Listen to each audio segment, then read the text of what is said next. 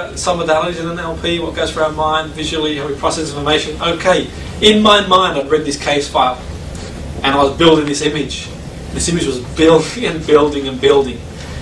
And it built to a point where I get in my car, I'm driving to this unit thinking, gee, I'm reflecting on what I've read. And all I can think of, have you ever seen the film The Texas Chainsaw Massacre, where you're a guy, 6'9", but big, wielding an axe? I'm thinking, what am I getting myself into? I'm gonna make an excuse. My car broke down, or I'm not feeling well.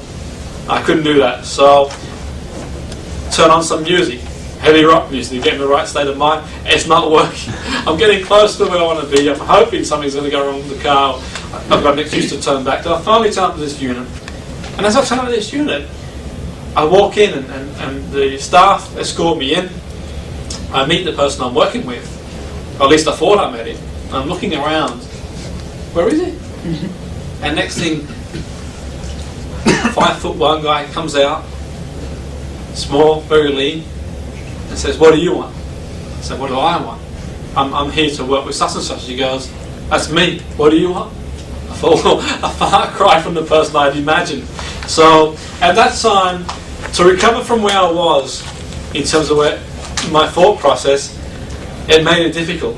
And I thought back to all the training I did going into this position, all the training that prepared us to go in there, lots of training to get ready. It was different on the day. And one of the things that I picked up on from there, that I made sure that in every situation I would use, is NLP, the anchoring. I would use an anchor. I would build a cue. So every time I ever felt that way, I would be prepared mentally, because I knew what I could do. I knew I had the capability to influence certain situations and perform in the right way. And I felt, looking back at that, at the end of the session itself, I was kicking myself because it didn't go as well as I could have done, and I knew I could have done a lot better. And I thought from then onwards, there's going to be a way that I'm in that right state of mind, because I'm not going to let myself down again. Because I felt I did let myself down because I wasn't in the state. And I'm sure we've all had situations where we deliver a presentation, gone to a meeting, you thought, I could have done a lot better than that. And it's only because what's gone in your mind beforehand, not regulating that you don't achieve that. We're going to sort of touch on the anchoring process. Anyone done the anchoring process again? Anyone done it before? Okay, if you've done it before, fine. We'll just run through it again, a bit of reinforced learning. If you haven't done it before, we'll just briefly go through it and show you how we can be in the right state at the right time. An example I'll use is, I was talking to a friend of mine the other week, and he mentioned that he doesn't know anything about NLP. He was talking about music. He says every time he hears a song on the radio or puts a CD in, it can take him back to a certain time, 20 years ago, 30 years ago, without knowing a thing of NLP. And I said, okay, where does it take you back? He goes, some take me back to a great holiday I had, some take me back to a partner I had, some take me back to this experience, that experience. And that's how the anchoring process works. Emotionally, we have an emotional link to certain events. We have an emotional link. We build an emotional link predominantly through our senses, how we process information. So that might be a song, auditory, might take us back to a certain event. It might be the way someone says our name. Someone says something. It might be a ringtone on the phone. You might hear a ringtone on the phone and think, I don't want to answer that. So it could be a lot of different things. It could be visually, we might see something as well.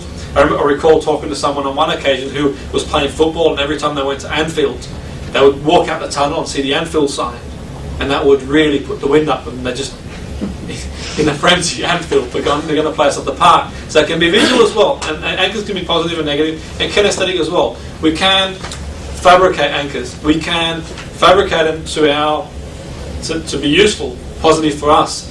Anyone watch the rugby, the famous kicker, Johnny Wilkinson?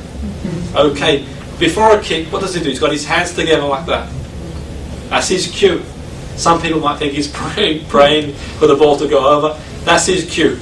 So he's being battered and bruised in the game of rugby. It's a very physically demanding sport.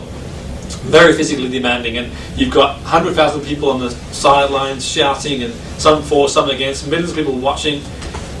And every time he gets an opportunity to kick the ball, what's the first thing he does? He goes back to his cue. Because at that point, for him to get that ball over them posts, the key is to be in the right state of mind.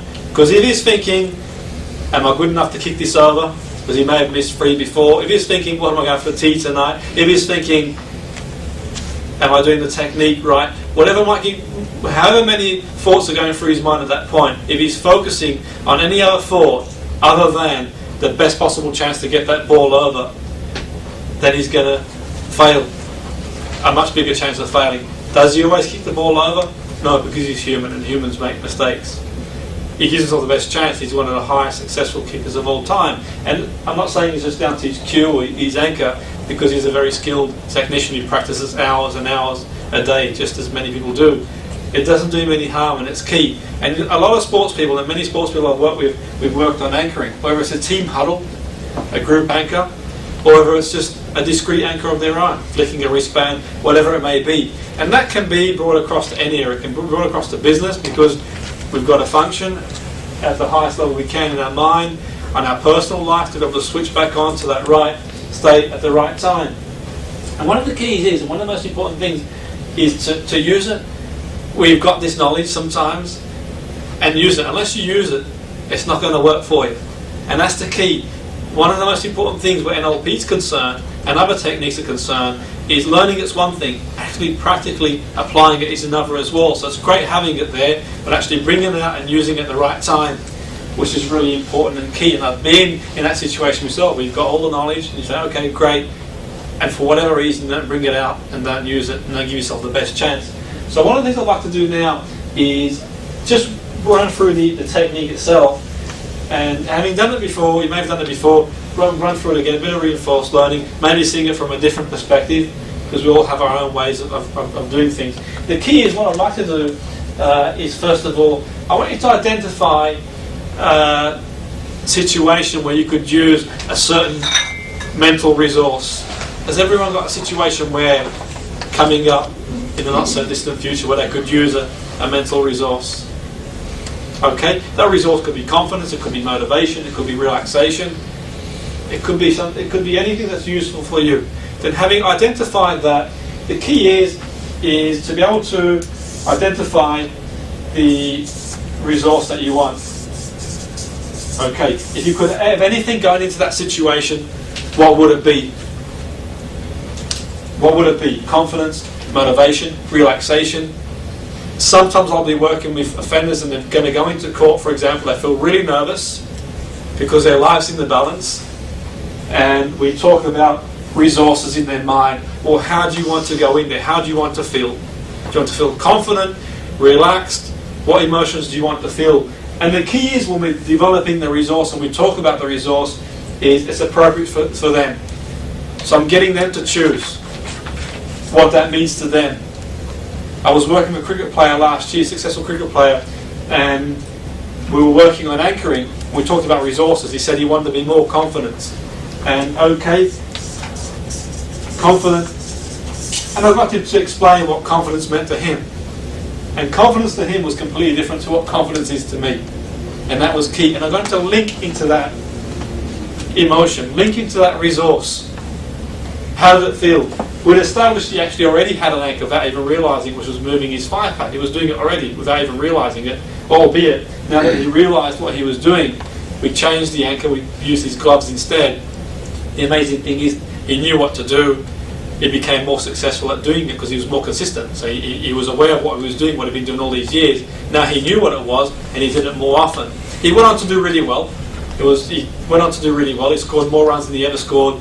His bowling wasn't as good as it wanted to be, but he had an injured back. Batting-wise, he got more runs than ever. So being able to identify that resource, which is key, and what it means to you. Then, having done that, the key is, and what's important, to be able to find the time when you've experienced it, and be able to reassociate to that time. So if confidence is one of the key, confidence is what you're looking for, then you have to identify a time which is similar to the event coming up where you've experienced that.